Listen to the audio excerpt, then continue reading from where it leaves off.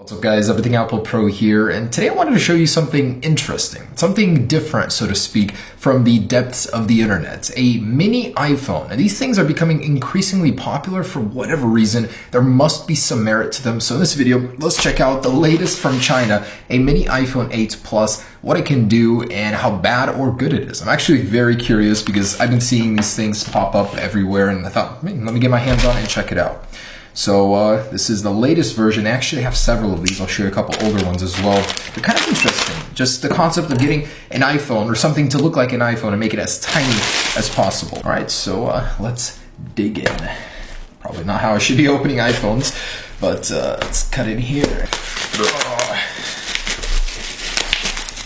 All right, here it is. Not the most grandiose packaging.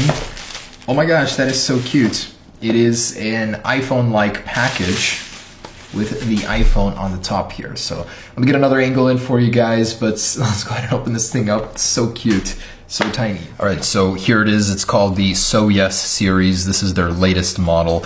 And here it is. Oh my gosh, already I can see the iPhone lens right there. That's so funny. Wow, it is tiny. All right, so popping this out. Oh man, there it is. Definitely taking inspiration from the newer iPhone. Okay, peel this off. Not very presentable in the packaging, but hey, kind of interesting. All right, so the design is there. It's certainly very adorable, very tiny. It does have a camera flash. The second camera lens is obviously just for aesthetic purposes. It doesn't do anything here. It does have the antenna bands similar to the 7 series here. And I thought this was supposed to be an 8 Plus version, but all right. Okay, so on the front here, oh my gosh, that's adorable. So give you a little reference. I'm gonna get my iPhone 8 Plus over here, and look at that. So tiny, tiny display. You can fit in the corner of this thing. You can literally fit 4 of these comfortably onto the actual surface area of an iPhone 8 Plus. All right, so I'm gonna go ahead and power it on. That's so funny. The power button is on the side, not on the top like the smaller iPhones. The SE is currently the smallest one Apple sells, and that one still has it on the top. So try and boot this thing on. Welcome. Oh, all right. The power button is so funny. Oh, it actually works. There's a click to it. Wow. This thing literally just fits in the palm of my hand perfectly. It does take a while to boot. Might be running an older version of iOS here. Just kidding, Android is starting. So the tiniest Android or iPhone clone ever. That's so funny. It does have a SIM slot. I'll have to see what that is because I'm curious. Is it a nano or micro? Oh, it is a micro. Funny that they didn't use the actual tiny one that Apple uses. All right, so before I get into there, I just want to see what else this comes with. Charging cable, uses micro USB.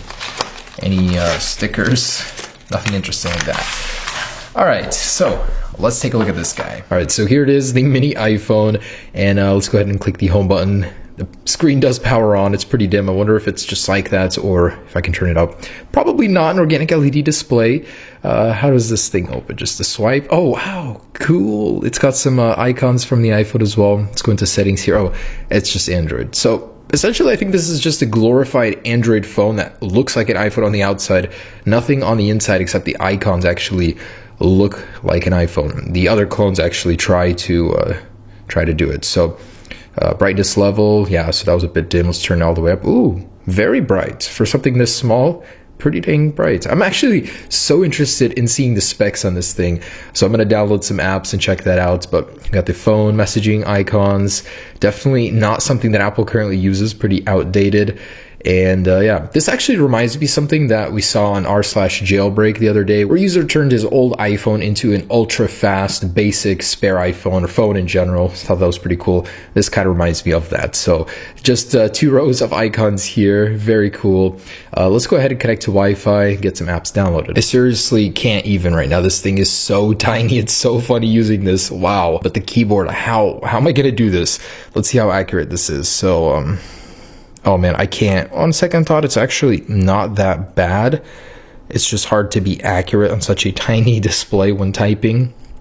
So let's see if that connects. I'm pretty amazed how responsive this thing is.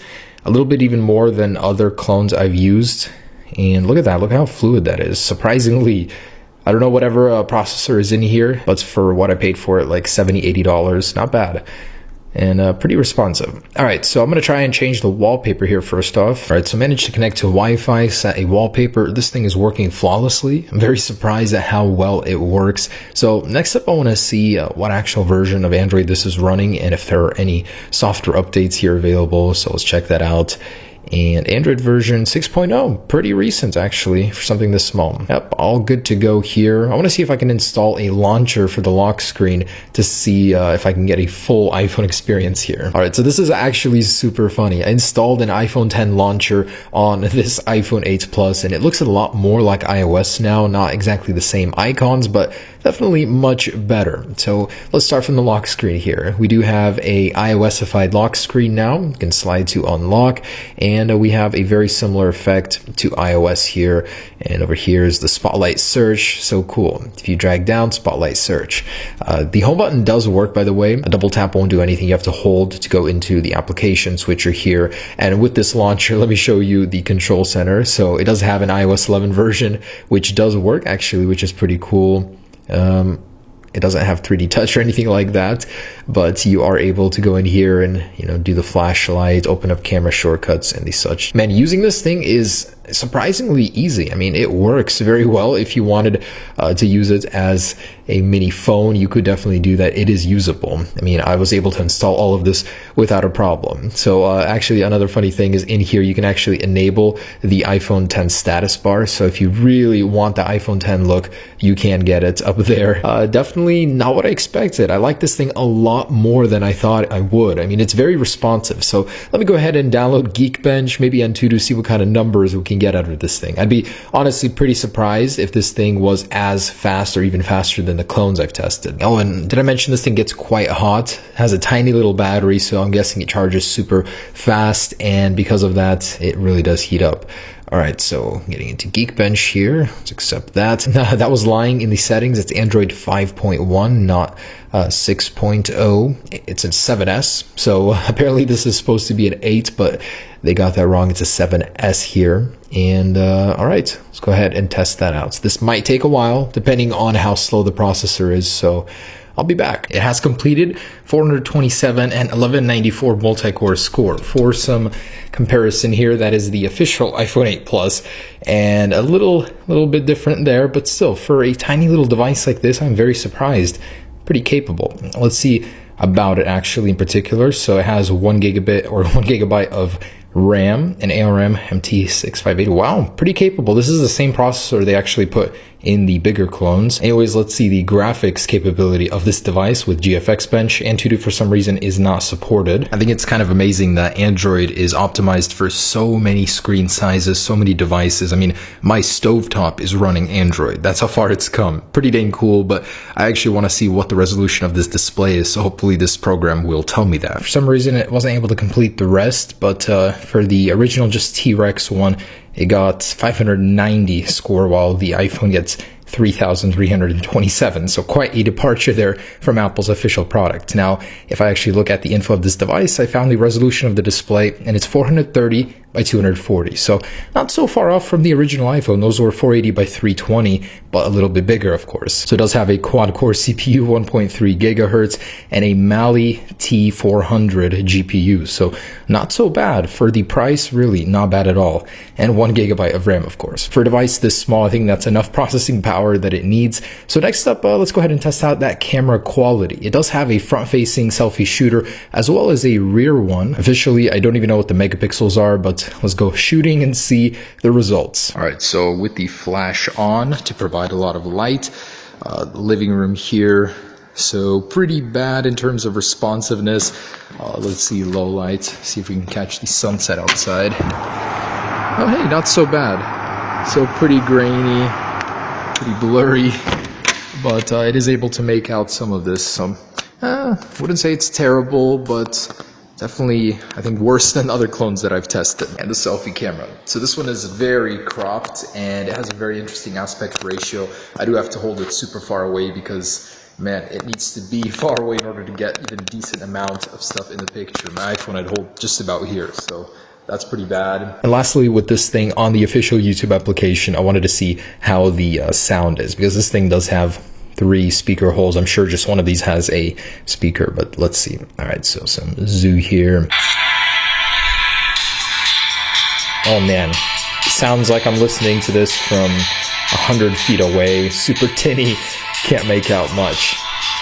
Alright guys, so there it is, the iPhone 8 Plus clone, but the mini version. Compared to the real one, man, honestly, they did a good job. I'm very surprised how fun this thing is. It'd make a fun little toy for a kid, maybe at 60 bucks, so give it a try. Maybe you guys will like it. I'm honestly surprised how much I do. Camera, again, not a strong suit, but the design, they definitely got pretty similar. The functionality, nope, it's just stock Android, but with some skins, you can make the best of it and actually make it look like an iPhone. I definitely like the effort that they did put in on this.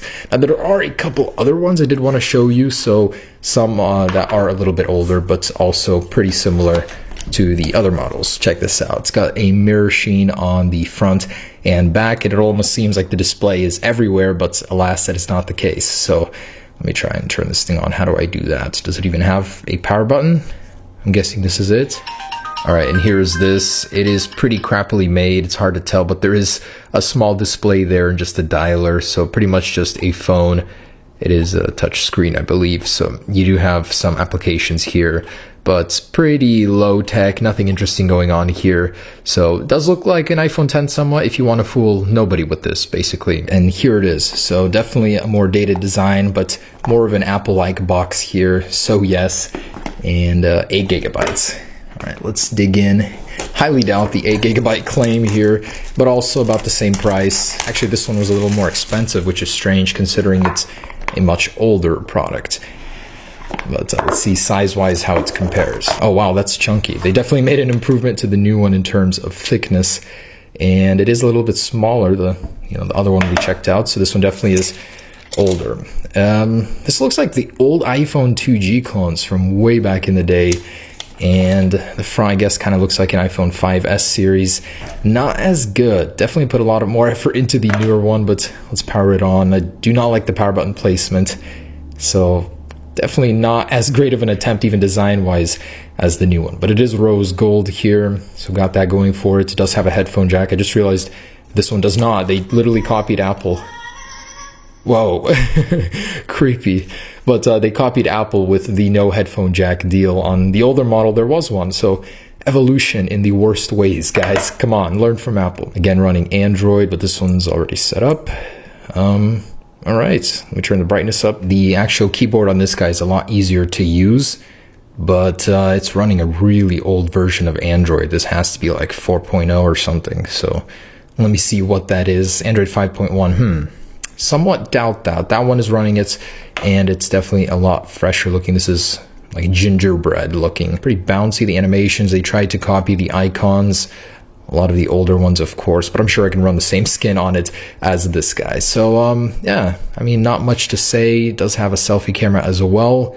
Just one camera back here. Pretty sure they're both terrible. So those are the generations of the iPhone clones. They did get better, which is kind of funny to see. So this one I would kind of recommend if you guys want as a little toy. I don't know about this one, man. It's chunky. Doesn't really have that iPhone feeling like this one does. So if you want a miniature, bite-sized iPhone in your life, you guys certainly can buy one. And I had a lot of fun making this video, guys. Hope you enjoyed it. So stay tuned for more. Got some more exciting videos coming. Peace.